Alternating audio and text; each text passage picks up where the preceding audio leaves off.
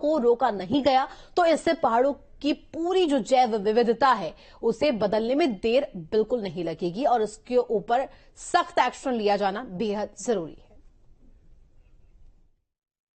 जो आजकल जंगलों में आग लग रही है उसके कारण अगर आप देखेंगे जो ब्लैक कार्बन की जो कंसेंट्रेशन है, जो अगर आप देखेंगे कुछ भी चीज जलती है उससे कार्बन के छोटे छोटे पार्टिकल रिलीज होते हैं और वो वायुमंडल में फैलते हैं। जो सामान्य तौर पे जो श्रीनगर में हम लोग जो ब्लैक कार्बन की जो कंसेंट्रेशन है वो हम लोग 1000 नैनोग्राम पर मीटर क्यूब हम लोग आम दिनों पे मेजर करते हैं। बट आजकल जिस हिसाब से हमारा इंटेंस फॉरेस्ट फायर हो रहा है उसकी वजह से ये जो वैल्यू है ये अगर आप देखेंगे 16,000 17,000 तक जा रही है।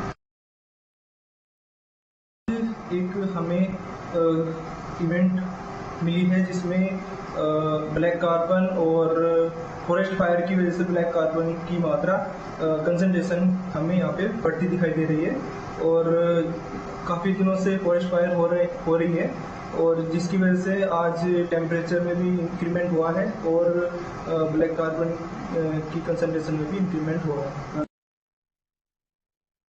जो वनाग्नि है जिसको फॉरेस्ट फायर बोलते हैं बेसिकली, इससे जो है हमारी आंखों में नुकसान हो रहा है। जैसे सुबह उठते उसमें आंखों पे जलन वगैरह महसूस हो रही है हमें। हमारे जो बॉडी में है जो हम सांस ले रहे हैं उस सांस को लेने में भी हमें तकलीफ हो रही है। हमारे प्रॉपर ऑक्सीजन हमको मिल नहीं पा रही है इस फॉरेस्ट फायर की वजह से, जिससे हमारा ऑक्सीजन लेवल कम हो रहा है और जो हमारे आसपास में जितने भी जीव जंतु हैं उनके लिए भी ये बहुत हानिकारक है। पौड़ी जिले में बेकाबू होती जंगल की आग को बुझाने के लिए अब वायुसेना के हेलीकॉप्टर की मदद ली जा रही है। वायुसेना का हेलीकॉप्टर श्रीनगर पहुंच गया है। हालांकि इस बीच जंगल की आग के कारण आसमान में छाए धुएं के कारण वायुसेना का हेलीकॉप्टर पानी की बौछार के लिए उड़ान नहीं भर पाया। डीएम पौड़ी ने बताया कि बीते कुछ दिनों से पौड़ी में वनाग्नि की घटनाएं तेजी से बढ़ी हैं, जिसके कारण वायुसेना से पानी की बौछार करने के लिए मदद मांगी गई, जिस पर अब हेलीकॉप्टर के जरिए जंगल की आग पर काबू पाने का प्रयास किया गया।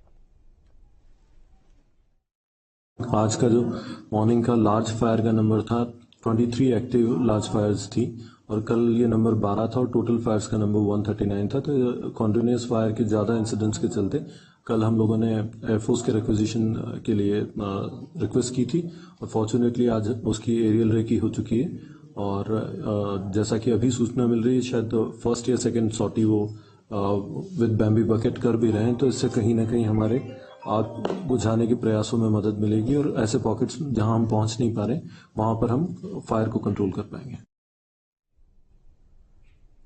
कुमाऊं मंडल के जंगलों में लगी आग और धुंध के चलते हल्द्वानी से पिथौरागढ़, मुनस्यारी और चंपावत को चलने वाली हेली सेवा को फिलहाल बंद कर दिया गया था, जिसके बाद अब मुनस्यारी को छोड़कर पिथौरागढ़ और चंपावत की सेवाओं को शुरू कर दिया गया है। नोडल अधिकारी एसडीएम परितोष वर्मा ने बताया है कि जंगलों में लगी आग और धुंध की वजह से हेली सेवा को रोका गया था, क्योंकि हेलीकॉप्टर के उड़ान भरने के दौरान विजिबिलिटी काफी कम थी। हालांकि अभी भी मुनस्यारी की ओर से उतनी स्थिति सामान्य नहीं है, इसलिए हल्द्वानी के गौला पार से मुनस्यारी उड़ान सेवा फिलहाल कुछ दिन और बंद रह सकती है। मौसम साफ होने के बाद ये सेवा दोबारा से शुरू हो जाएगी।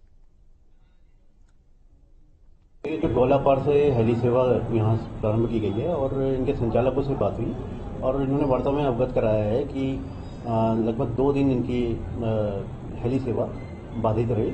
जो वनों में अग्नि लगी है इसके कारण विजिबिलिटी खराब होने के कारण हेली सेवा बाधित हुई। आज पुनः संचालित हो गई है। केवल मुनस्यारी आज ये हेली सेवा का लाभ नहीं लिया जा रहा है, क्योंकि विजिबिलिटी वहाँ पर थोड़ी खराब बताई जा रही है और अन्य जगह पर हेली सेवा